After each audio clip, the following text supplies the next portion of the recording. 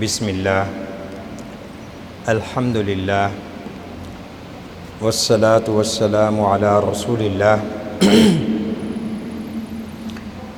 وعلی آلہ الاطہار وصحبہ الابرار ومن تبعہم بإحسان الی یوم الدین اما بعد فاعوذ باللہ من الشیطان الرجیم بسم اللہ الرحمن الرحیم وعباد الرحمن الذين يمشون على الأرض هونا وإذا خاطبهم الجاهلون قالوا سلاما۔ برادران اسلام، اللہ رب العزت کی توفیق سے، اس کے فضل و احسان سے آج کی اس نشست میں سورہ فرقان کی آخری آیات آیت نمبر 63 سے 77 تک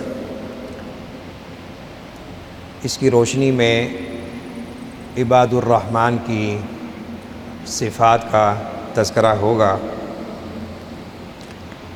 میں اپنے بھائیوں دوستوں سے ریکویسٹ کروں گا کہ وہ ذرا قریب ہو کے بیٹھیں، شاباش، قریب ہو جائیں۔ اگر کسی کو مجبوری نہیں ہے ذرا آگے آ جاؤ، شاباش، آگے آ جاؤ۔ دین اخلاق کی باتوں کو توجہ سے اور دلچسپی سے سننا انشاءاللہ یہ بھی ایک ذریعہ ہے علم کو پک کرنے کا۔ قریب ہو جائیں، شاباش۔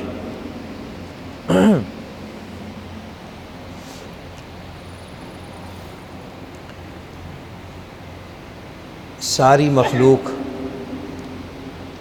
بالخصوص انسانیت اللہ کی پیدا کردہ ہے، اور انسان کا اللہ کی طرف منسوب ہونا یا اللہ کی طرف نسبت ہر دو اعتبار سے ہے۔ انسان اسے مانے یا نہ مانے، وہ اللہ کا بندہ ہے، اللہ نے اسے پیدا کیا ہے۔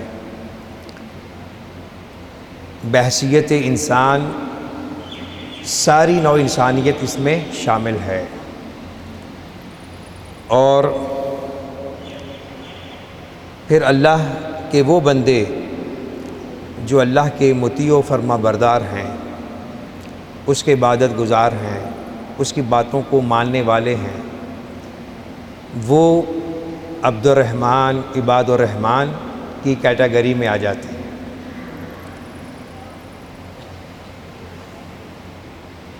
یہاں اللہ رب العزت نے اپنے ان خاص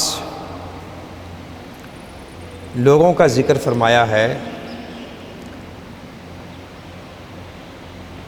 جو زمین میں رہتے ہوئے اس انداز میں زندگی گزارتے ہیں کہ اللہ بھی خوش ہوتا ہے اور مخلوق بھی خوش ہوتی ہے، وہ اللہ کے حقوق بھی ادا کرتے ہیں اور اس کی مخلوق کے حقوق بھی ادا کرتے ہیں، اور یہی ہمارے دین کا نچوڑ اور خلاصہ ہے۔ آپ قرآن کریم کا کوئی مقام، حدیث کا کوئی چیپٹر، فقہ اور آداب معاشرت کا کوئی باب کھول لیں، آپ کو کوئی بھی شرعی حکم ان دو باتوں سے خالی نہیں ملے گا۔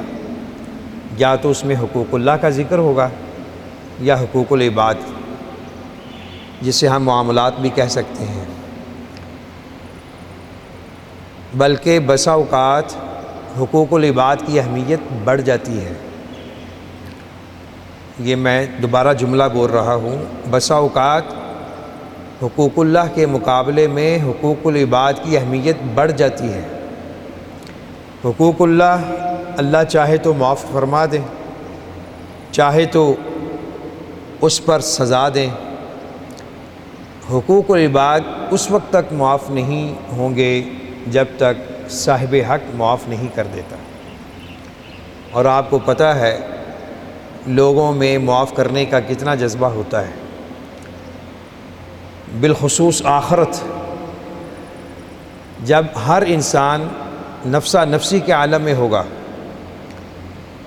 اور ہر ایک انسان ایک ایک نیکی کا محتاج ہوگا، اس وقت تو وہ کسی کو معاف نہیں کرے گا۔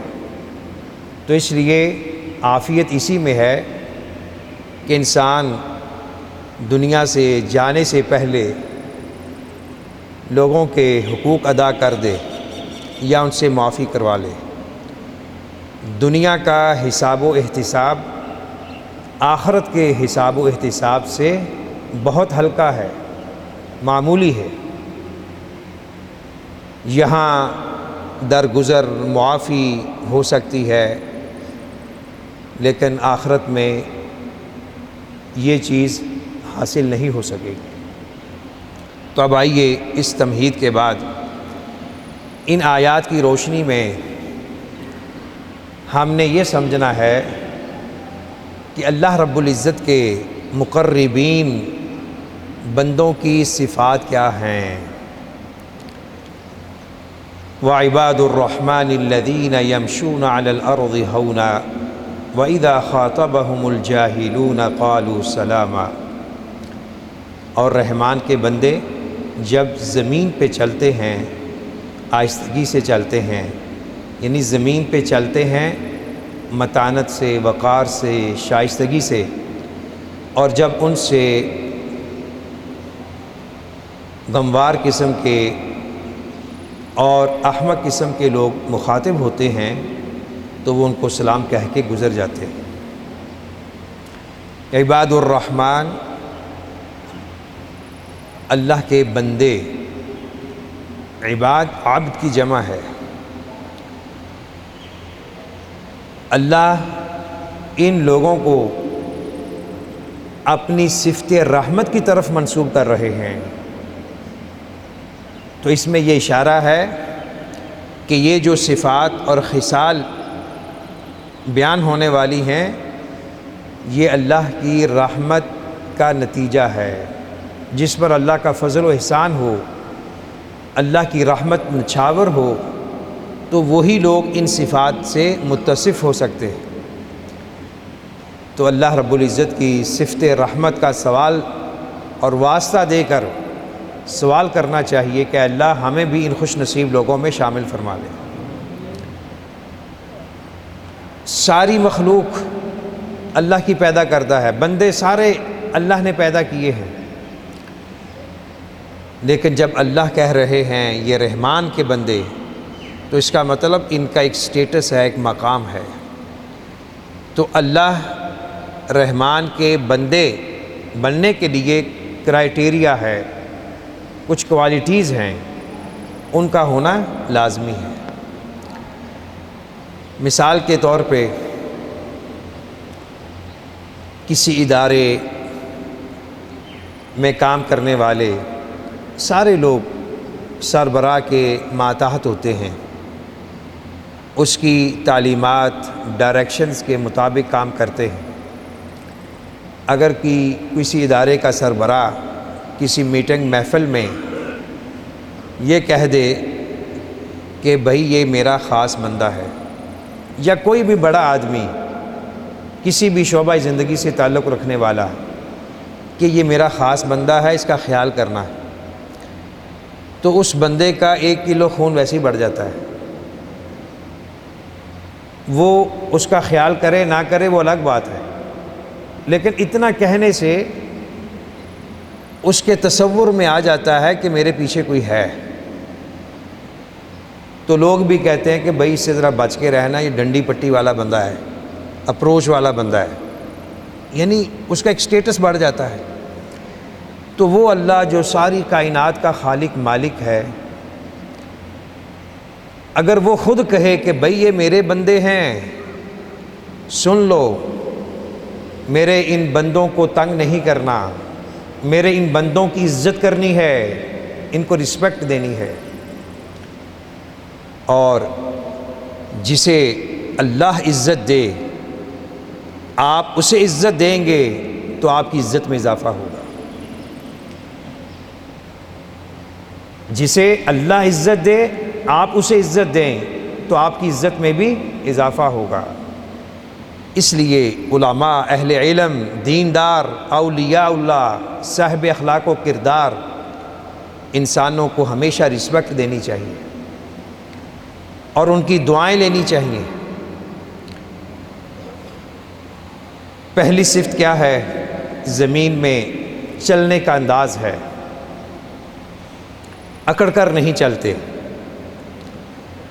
کسی انسان کے اندرونی مزاج کی واقفیت حاصل کرنی ہو تو انسان اس کی چال ڈھال کو دیکھ لے، پتہ چل جائے گا کہ یہ کس کیٹیگری کا انسان ہے، کس اخلاق کا مالک ہے۔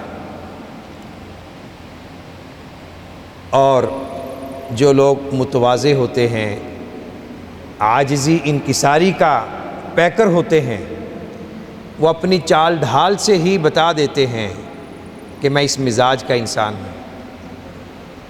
اور جو متکبر ہے، مغرور ہے، گردن میں سریا ہے، اس کی چال سے پتہ چل جاتا ہے۔ تو عاجزی اللہ کو بڑی پسند ہے۔ عبد کا کیا معنی ہے؟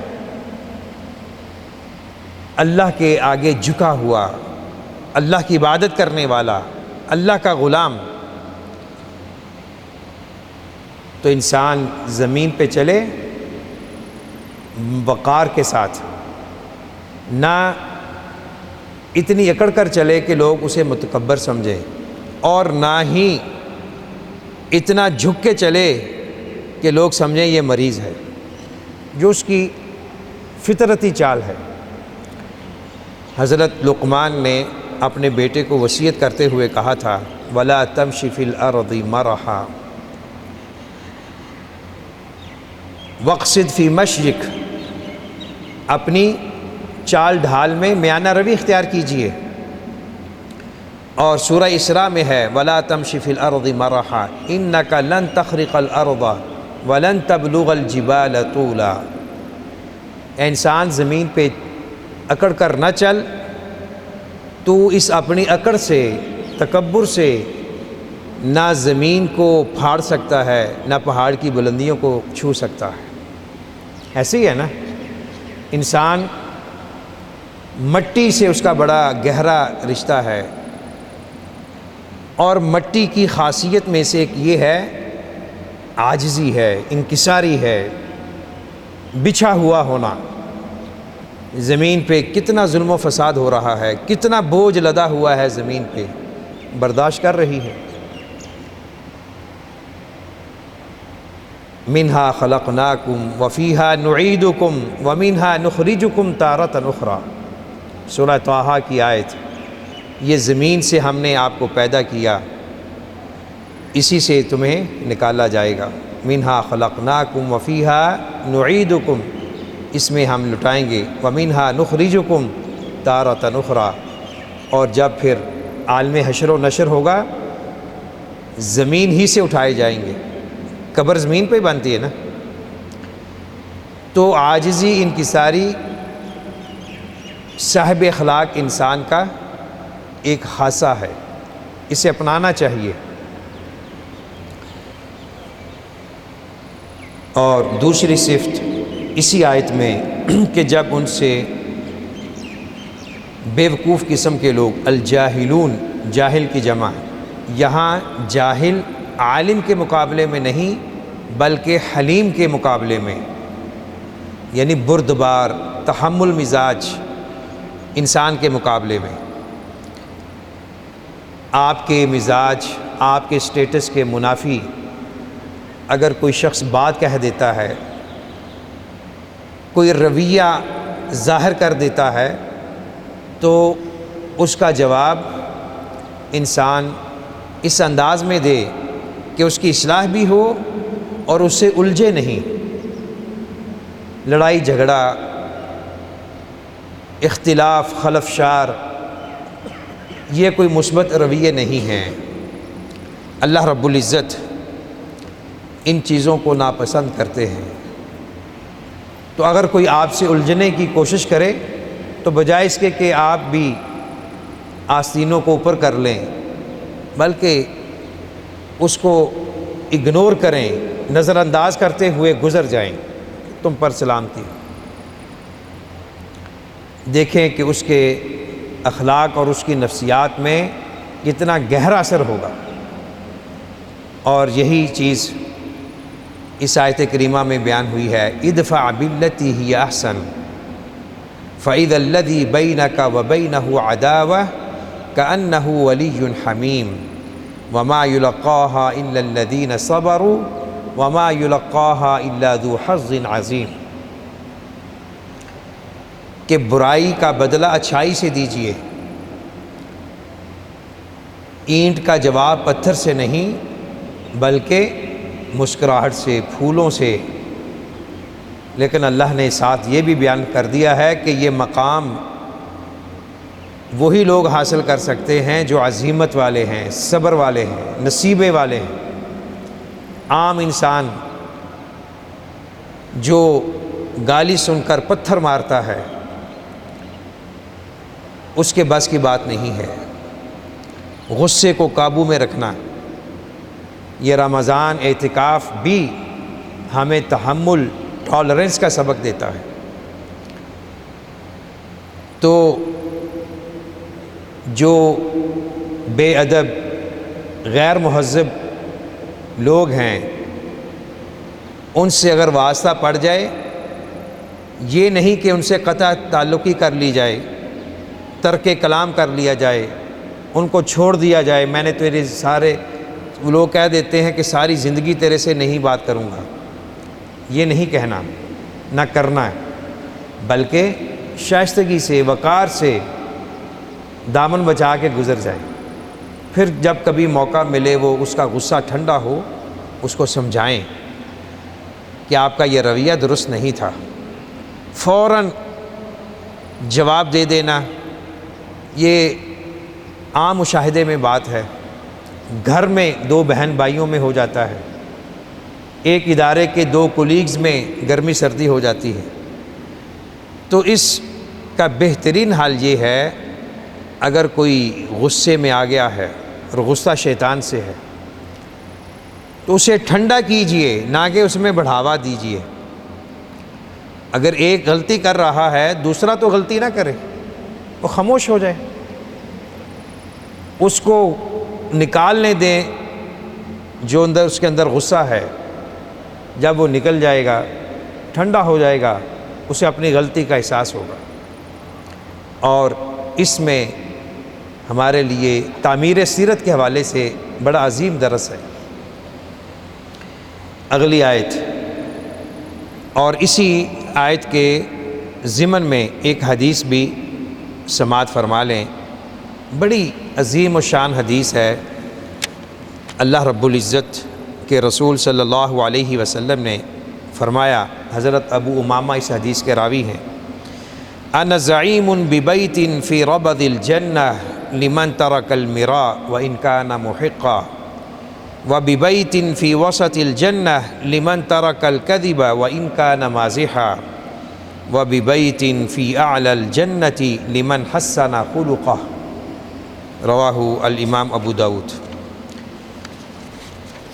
کیا ہم میں سے کوئی ایسا شخص ہے جو اللہ سے جنت کا سوال نہیں کرتا، یا اس کی خواہش نہیں ہے مجھے جنت نہ ملے؟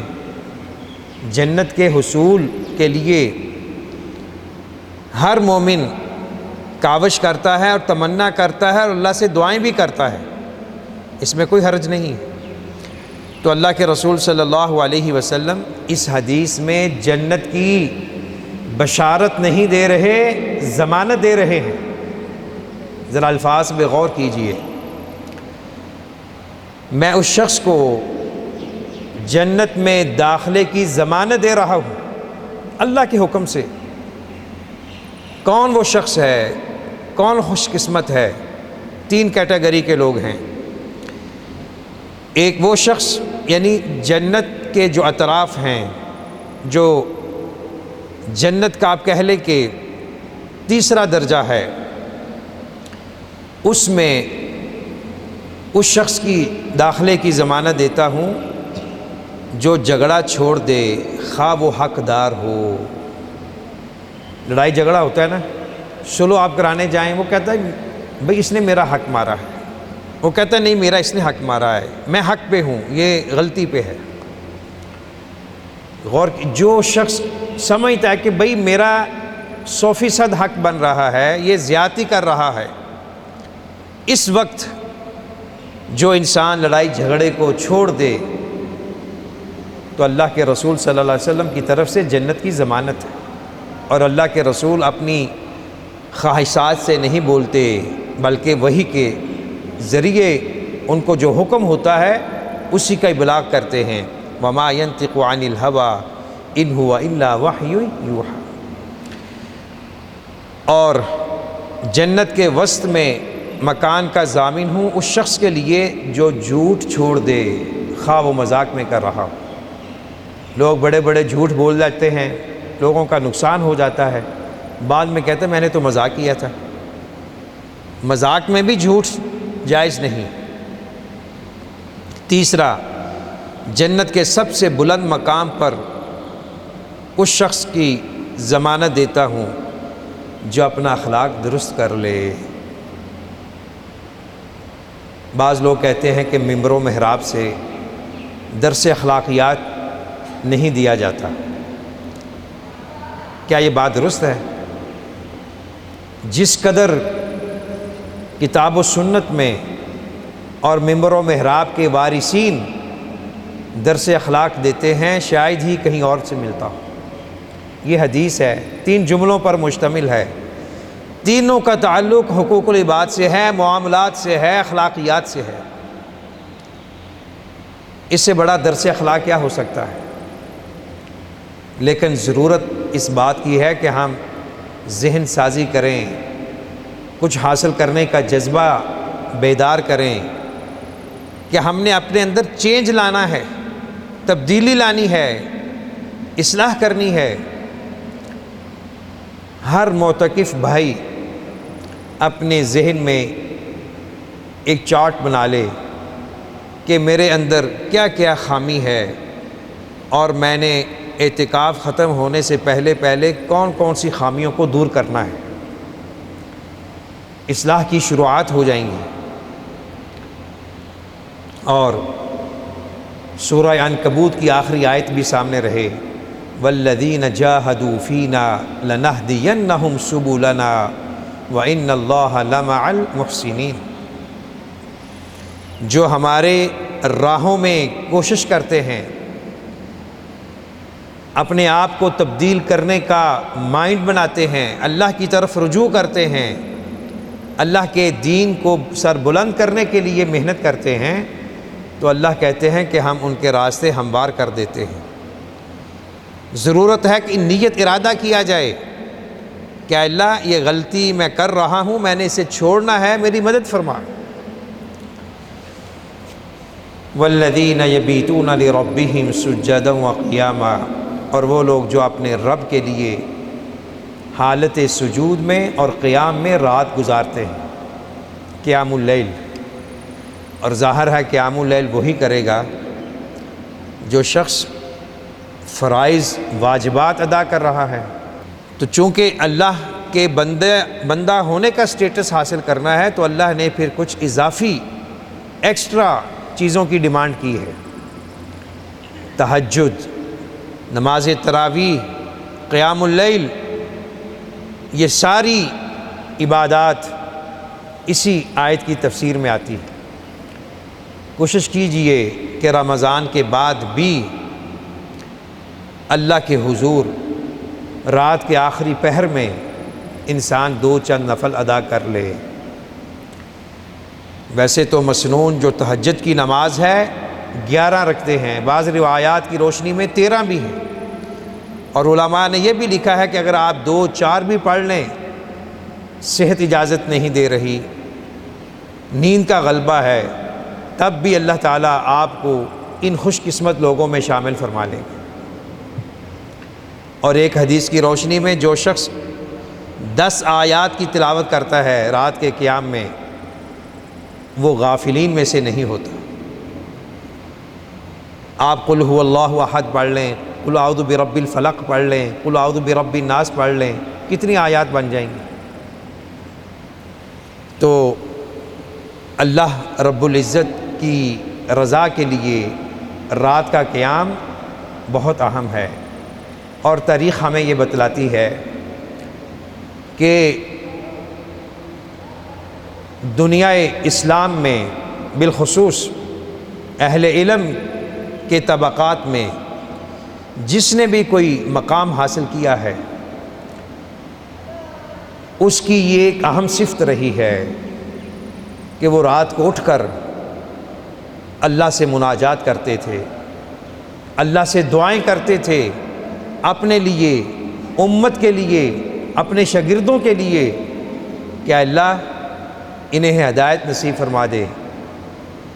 تو یہ دعائیں جو رات کے وقت کی جاتی ہیں، اس کا بڑا اثر ہے۔ والذین یقولون ربنا اصرف عنا عذاب جہنم ان عذابها کان غراما، اور وہ لوگ کہتے ہیں، یعنی دعا کرتے ہیں، اے اللہ عذاب جہنم کو ہم سے دور کر دے، بے شک یہ عذاب چمٹ کر لازمی ہو کر رہنے والا ہے۔ عذاب جہنم برحق ہے، اللہ ہم سب کو محفوظ رکھے۔ نبی اکرم صلی اللہ علیہ وسلم تشہد میں، نماز کی حالت میں درود شریف پڑھنے کے بعد تشہد میں جو دعائیں کرتے تھے، ان میں سے ایک یہ بھی ہے، اللہم انی اعوذ بک من عذاب جہنم ومن عذاب القبر ومن شر فتنة المسیح الدجال ومن شر فتنة المحیا والممات اللہم انی اعوذ بک من المأثم والمغرم۔ بڑی پیاری دعا ہے۔ اس میں جو جملہ ہمارے موضوع سے متعلق کہ اللہ میں آپ سے عذاب جہنم کی پناہ مانگتا ہوں۔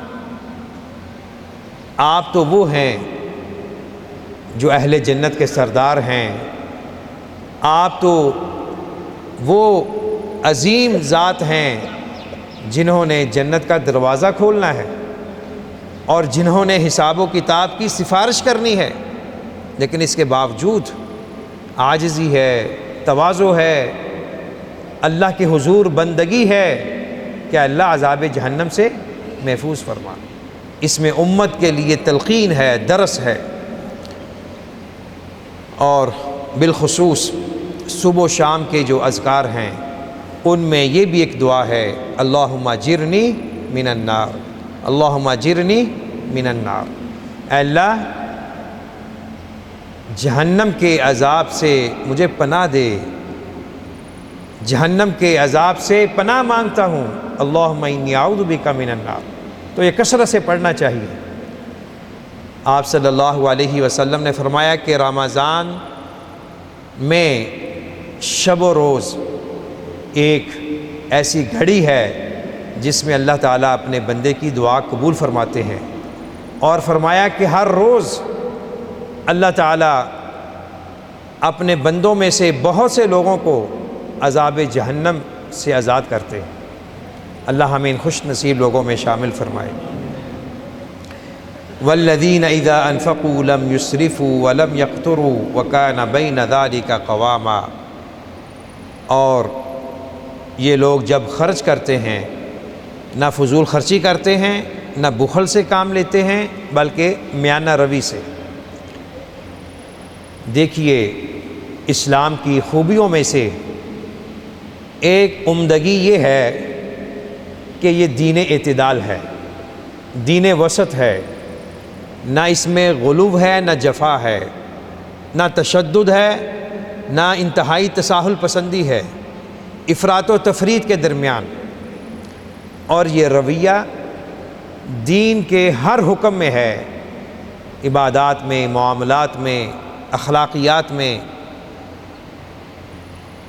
عبادت اللہ کے لیے کرنی ہے، اپنی آخرت کے لیے کرنی ہے، لیکن اس میں بھی ہمیں یہ حکم ہے کہ اس میں میانہ روی ہو۔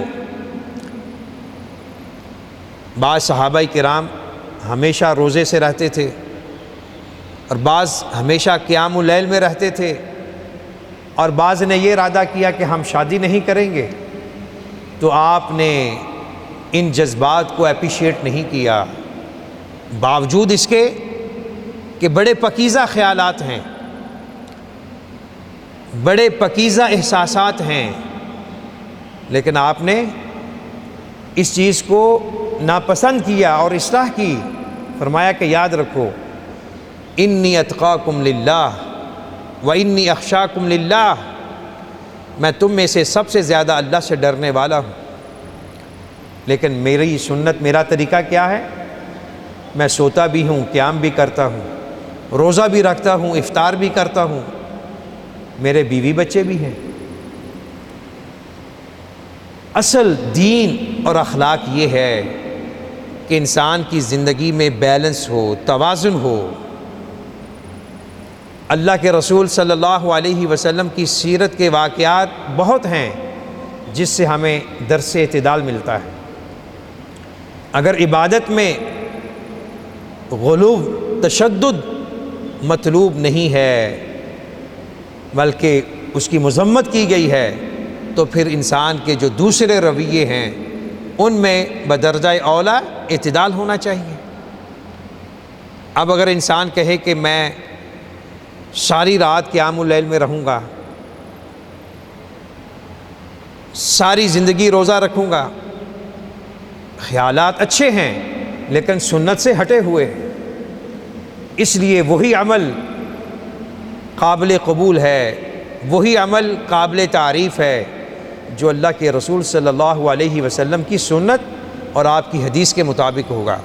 لَقَدْ كَانَ لَكُمْ فِي رَسُولِ اللَّهِ أُسْوَةٌ حَسَنَةٌ وَمَا آتَاكُمُ الرَّسُولُ فَخُذُوهُ وَمَا نَهَاكُمْ عَنْهُ فَانْتَهُوا۔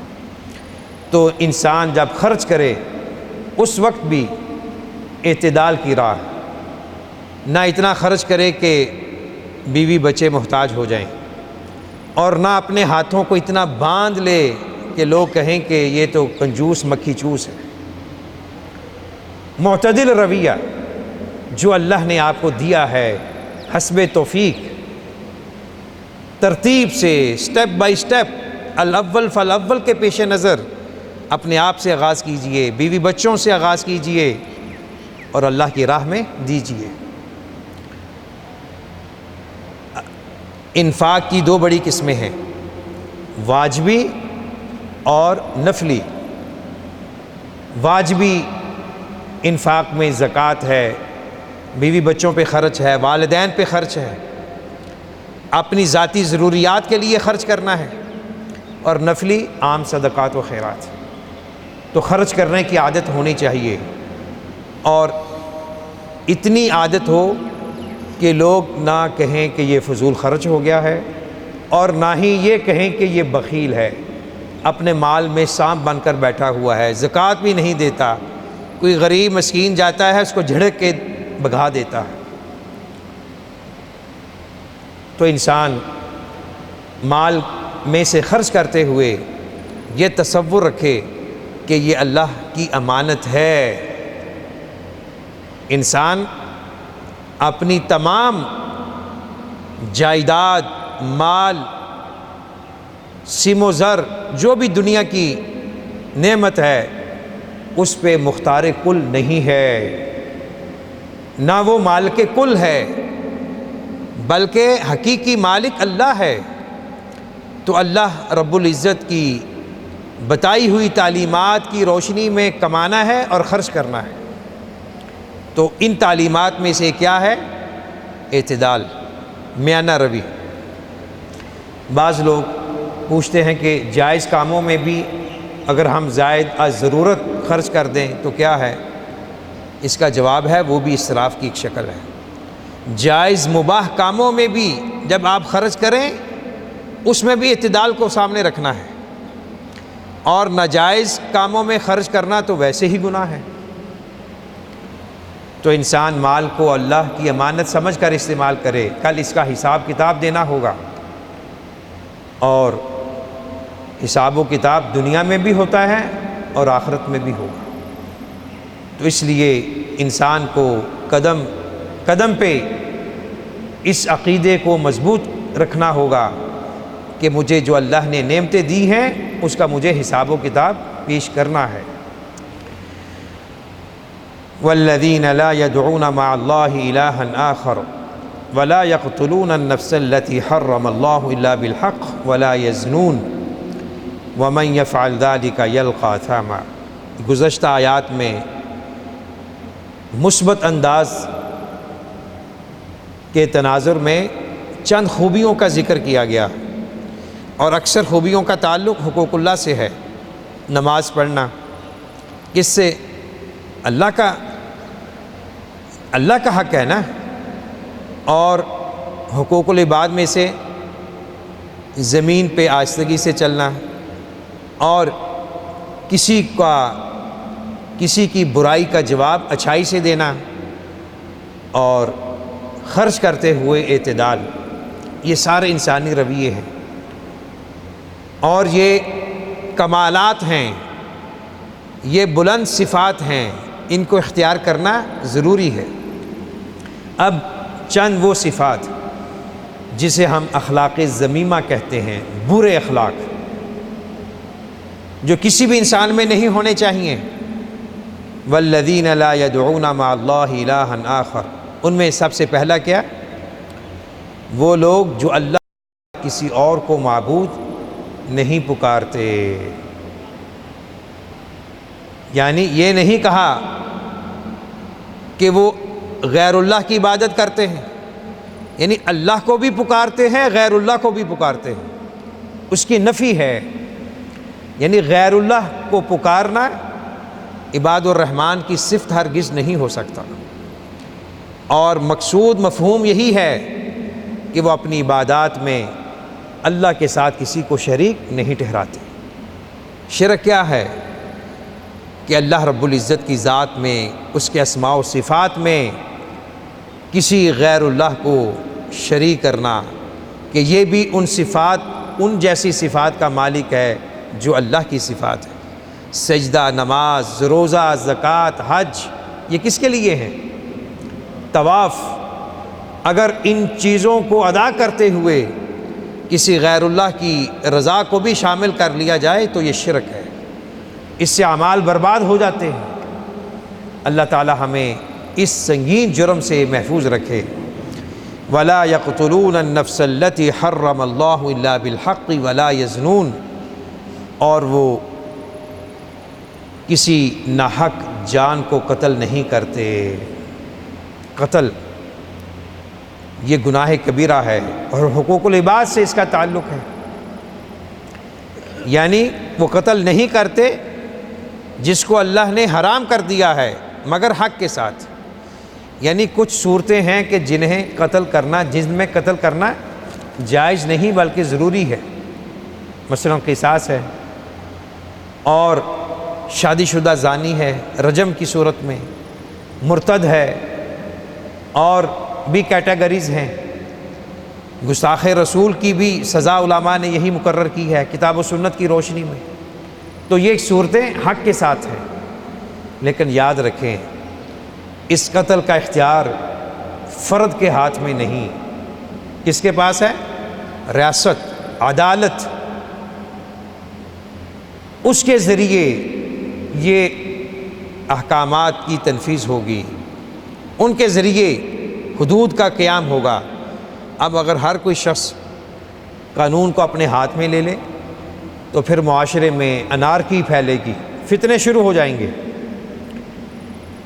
قاتل کون ہے اور اس پر قصاص کی سزا یا کوئی حد کس انداز میں لاگو ہوگی، یہ فیصلہ کرنا عدالتوں کا کام ہے۔ ولا یزنون، اور بے حیائی، بدکاری، زنا نہیں کرتے۔ یہ تینوں کبیرہ گناہ ہیں۔ شرک کے بارے فرمایا کہ اللہ تعالی ہر گناہ معاف کر دیں گے مگر شرک معاف نہیں کریں گے۔ یعنی اگر کوئی انسان توبہ کیے بغیر حالت شرک میں مر گیا، اور کسی کو قتل کرنا، یہ اس وقت تک معاف نہیں ہوگا جب تک صاحب حق معاف نہ کر دے، قصاص اسے دینا ہوگا یا ورثاء کی رضامندی سے دیت دینی ہوگی۔ اور ولا یزنون، زنا نہیں کرتے۔ اللہ معاف فرمائے، آج کل مسلم معاشروں میں یہ تینوں برائیاں بڑی پنپ رہی ہیں، فروغ پذیر ہیں۔ ہمیں اپنی اصلاح کی طرف توجہ دینی ہوگی، بالخصوص ہمارا نوجوان طبقہ جو جدید ذرائع ابلاغ کی نظر ہو رہا ہے، اور ہر ایک کے ہاتھ میں ایک ایسا فتنہ ہے کہ اگر اس پر چیک اینڈ بیلنس نہ رکھا گیا تو وہ بربادی، تباہی کے دہانے میں پہنچ جائے گا۔ کتنے بدکاری کے واقعات ہو رہے ہیں۔ اللہ ہمارے ملک کی، ہماری امت کی حفاظت فرمائے۔ چھوٹی چھوٹی بچیاں محفوظ نہیں ہیں درندوں سے، چھوٹے چھوٹے بچے قتل ہو رہے ہیں، شیطانیت پھیل رہی ہے، اس پہ کنٹرول کرنا ہوگا۔ اور بدکاری، زنا کے جو وسائل ہیں ان کا سد باب کرنا ہوگا۔ فحاشی، بے حیائی اور مرد و زن کا بے حجابانہ اختلاط، یہ اس برائی کے راستے ہیں، ان کو کنٹرول کرنا ہوگا۔ اور جو شخص یہ کرے گا تو بہت گناہ کا حقدار ٹھہرے گا۔ اور ایسے شخص کے لیے فرمایا، یعنی یہ آخری برائی کا مرتکب یا ان تینوں برائیوں کا مرتکب، دونوں مفہوم ہو سکتے ہیں کہ قیامت کے دن اس کے لیے ڈبل عذاب ہوگا اور جہنم میں ذلیل و رسوا ہو کے پڑا رہے گا۔ اللہ اس انجام بد سے ہم سب کو محفوظ رکھے۔ یہ تین برائیاں کتنی سنگین ہیں، نہ اسے اللہ پسند کرتا ہے نہ اس کی مخلوق پسند کرتی ہے۔ اب سوال یہ ہے، اگر کسی نے کوئی یہ برائی کر لی ہے، کیا اس کے لیے توبہ ہے یا نہیں؟ تو اس کا جواب اگلی آیت میں ہے، إِلَّا مَن تَابَ وَآمَنَ وَعَمِلَ عَمَلًا صَالِحًا فَأُولَٰئِكَ يُبَدِّلُ اللَّهُ سَيِّئَاتِهِمْ حَسَنَاتٍ۔ مگر جس نے توبہ کی، ایمان لے آیا اور اچھا عمل کیا، عمل صالح کیے، تو پھر کیا ہوگا؟ صرف معافی نہیں، اللہ اس کو بشارت دے رہے ہیں کہ اللہ اس کے گناہوں کو اچھائیوں میں بدل دیں گے، اس کی برائیوں کو اچھائیوں میں تبدیل کر دیں گے۔ کیوں؟ وَكَانَ اللَّهُ غَفُورًا رَحِيمًا، وہ اللہ صفت غفران، صفت رحمت سے متصف ہے۔ پھر فرمایا، وَمَن تَابَ وَعَمِلَ صَالِحًا فَإِنَّهُ يَتُوبُ إِلَى اللَّهِ مَتَابًا، جو توبہ کرتا ہے، عمل صالح کرتا ہے، وہی حقیقی معنوں میں اللہ کی طرف رجوع کرتا ہے۔ یاد رکھیے، سچی توبہ، جسے توبہ نصوح کہتے ہیں، وہ انسان کے گزشتہ گناہوں کو مٹا دیتی ہے۔ وہ گناہ جن کا تعلق حقوق اللہ سے ہے، مثلا شرک کر رہا تھا، چھوڑ دیا، بے نماز تھا، نمازی بن گیا، وسائل ہونے کے باوجود عمرہ اور حج نہیں کر رہا تھا، حج اور عمرہ کر لیا۔ سچے دل سے جو انسان یو ٹرن لے گا، رجوع کرے گا، اللہ کی طرف واپس آ جائے گا۔ اصل یو ٹرن یہ ہے کہ انسان گناہوں سے، فسق و فجور سے، معاصی و منکرات سے رجوع کر کے اللہ کی طرف آ جائے۔ یہ توبہ ہے، یہ رجوع الی اللہ ہے۔ اور جو شخص یہ رجوع کرے گا، پھر اللہ کی طرف سے اس کا استقبال ہے، اس کو ویلکم کہا جا رہا ہے۔ اللہ غفور الرحیم ہے کن کے لیے؟ جو صدق کے دل سے توبہ کرتے ہیں۔ نبئ عبادی انی انا الغفور الرحیم، بڑی جامع آیت ہے۔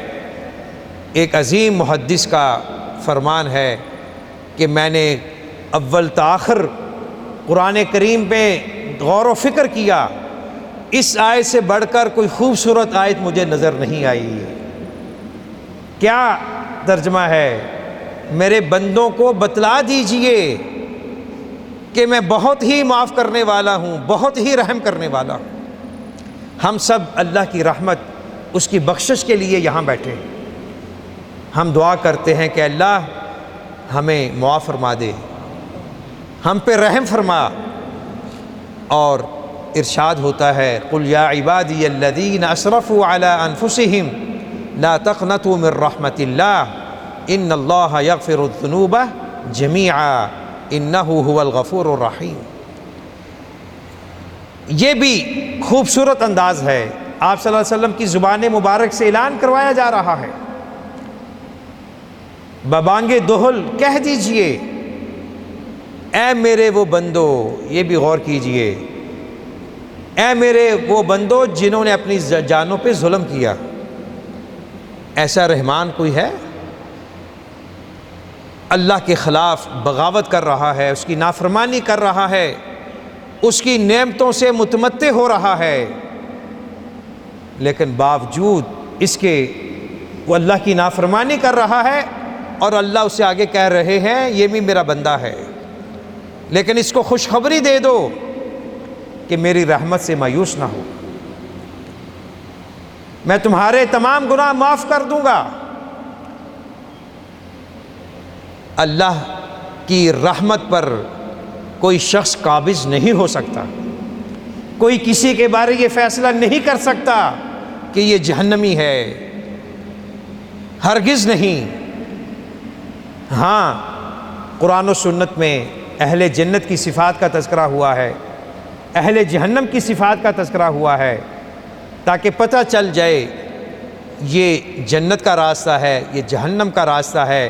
لیکن کسی کے بارے انسان تعین کر دے اور یہ فیصلہ کر دے کہ یہ واقعتاً جہنمی ہے، یہ کسی کو اختیار نہیں ہے۔ انما الاعمال بالنیات۔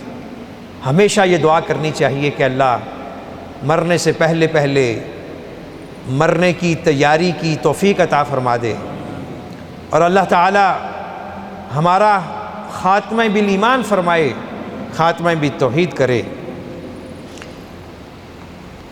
اور وہ گناہ جس کا تعلق حقوق العباد سے ہے وہ اس وقت تک معاف نہیں ہوگا جب تک اس سے معافی نہ مل جائے۔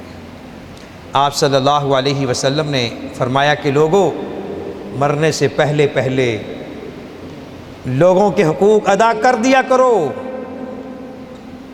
ہر ایک کو پتہ ہے میں نے کس پر کس وقت کون سی زیادتی کی ہے، اس سے معافی مانگ لیجئے۔ اس گناہ کا تعلق زبان سے بھی ہے، حرکات و سکنات سے بھی ہے، نظر سے بھی ہے، مالیات سے بھی ہے۔ بالخصوص وہ حضرات جو اپنی بہنوں، بیٹیوں، یتیموں کے حقوق پہ، ان کے مالوں پہ نظر رکھتے ہیں، اور ہیلوں بہانوں سے ڈنڈی مار کر ان کے حقوق کھا جاتے ہیں، اور پھر یہ توقع کرتے ہیں کہ اللہ ہمیں معاف کر دے گا۔ معافی اس وقت تک نہیں ہوگی جب تک توبہ استغفار کی شرائط کو پورا نہیں کیا جائے گا۔ تو انسان درس رمضان، درس اعتکاف یہ لے کر اٹھے کہ اگر میرے بندے پر کسی کا حق ہے میں نے اسے ادا کرنا ہے یا اس سے معافی حاصل لینی ہے۔ دنیا کا حساب و احتساب بڑا آسان ہے، اگر آخرت میں پکڑے گئے پھر کوئی نہیں بچا سکے گا۔ والذین لا یشہدون الزور واذا مروا باللغو مروا کراما۔ اور وہ لوگ جھوٹی محفلوں میں شامل نہیں ہوتے، حاضر نہیں ہوتے۔ اس کے علماء نے دو معنی بیان کیے ہیں، دونوں درست ہیں۔ ایک ہے کہ ان محفلوں میں جہاں اللہ کی نافرمانی ہوتی ہے، جھوٹ بکا جاتا ہے، فضولیات کی مجلس ہے، اس میں شامل نہیں ہوتے۔ اور دوسرا مفہوم یہ ہے کہ وہ جھوٹی گواہی نہیں دیتے۔ اب آپ ہماری عدالتوں کچہریوں کا کلچر دیکھ لیں، انصاف 1000 روپے 500 روپے کے عوض بک رہا ہے۔ کتنے پروفیشنل لوگ جھوٹی گواہی دینے والے 1000 روپے تعلق داری دوستی میں آ کر جھوٹی گواہی دینے پہ تیار ہو جاتے ہیں، اور اس کو یہ نہیں پتا کہ میں جہنم کما رہا ہوں۔ جھوٹی گواہی دینا گناہ کبیرہ ہے، اور معاشرے میں جو انصاف نہیں مل رہا، اس کا ایک اہم ریزن یہ ہے کہ مظلوم کے ساتھ کوئی گواہی دینے کو تیار نہیں، اور ظالم کے ساتھ گواہی دینے کے لیے ہر کوئی تیار ہے۔ کہاں ہمارا ایمانیات ہیں، کہاں اخلاقیات ہیں؟ ایمان، عقیدہ، عمل صالح، یہ صرف رمضان کے روزے اعتکاف نہیں ہے، یہ انسانی رویے ہیں۔ انسانی رویوں سے پتہ چلتا ہے کہ اس کے اندر کتنا ایمان ہے، اور عمل صالح کسی بھی ایمان کی دلیل ہے، اس کی شناخت ہے۔ وَإِذَا مَرُّوا بِاللَّغْوِ مَرُّوا كِرَامًا، جب وہ بیہودہ لا یعنی کام سے، بات سے گزرتے ہیں تو بزرگانہ انداز میں، شریفانہ انداز سے گزر جاتے ہیں، اپنا دامن بچاتے ہیں۔ لغو، ہر وہ بات، ہر وہ کام جس کے کہنے میں، سننے میں، سنانے میں، کرنے میں نہ کوئی دین کا فائدہ ہے، نہ دنیا کا فائدہ ہے، نہ آخرت کا فائدہ ہے۔ ذرا غور کیجئے، ہم اپنے 24 گھنٹوں میں سے کتنے گھنٹے گپ شپ کے نام میں لگا دیتے ہیں؟ آؤ بھی گپ شپ لگائیں۔ انا للہ، یہ گپ شپ کیا ہے؟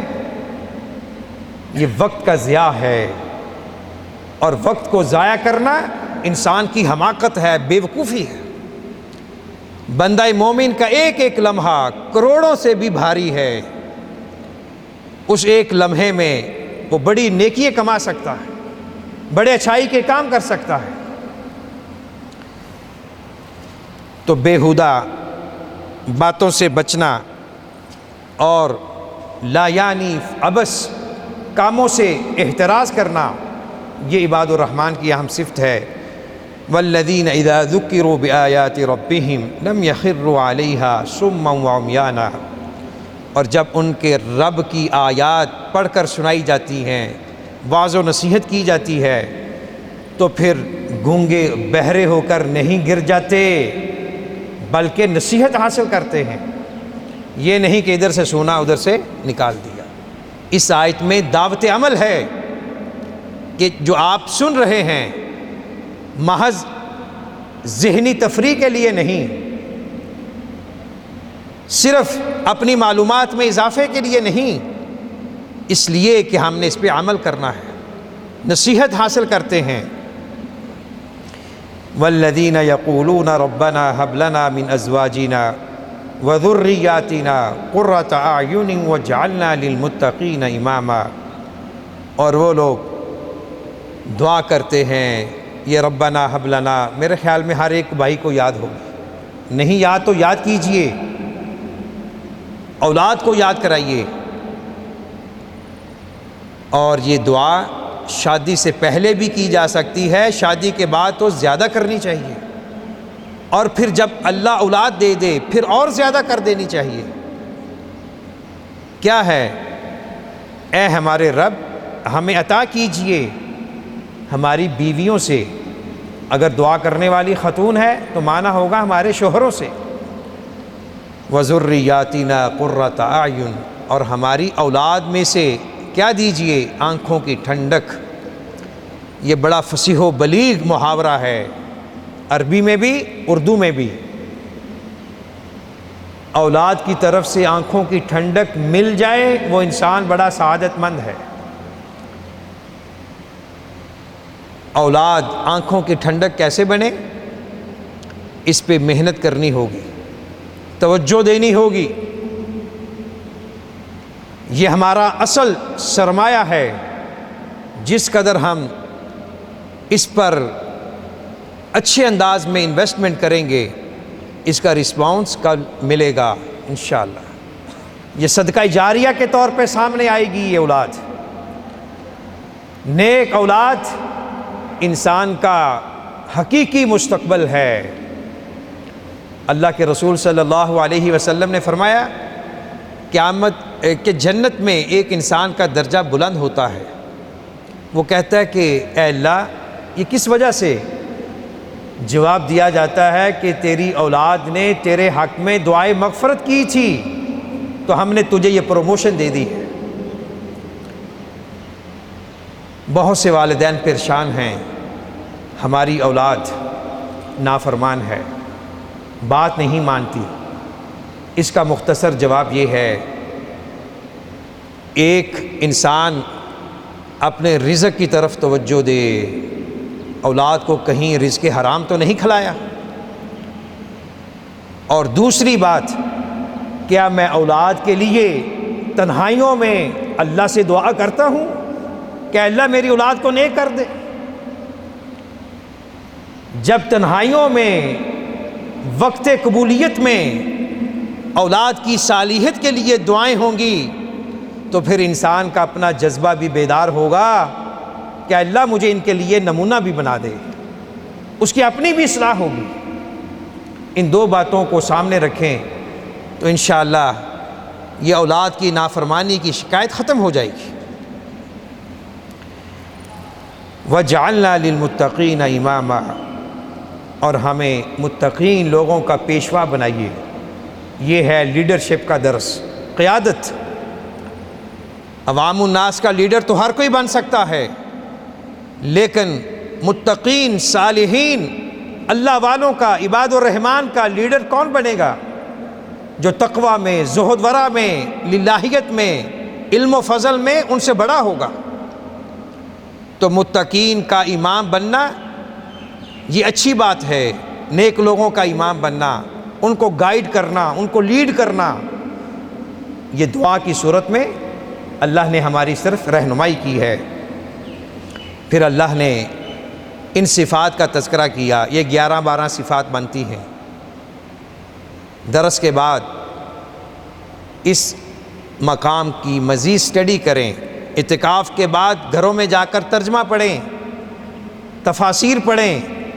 اس میں ہمارے لیے درس اخلاقیات ہے، درس ایمانیات ہے، درس روحانیات ہے، درس معاملات ہے۔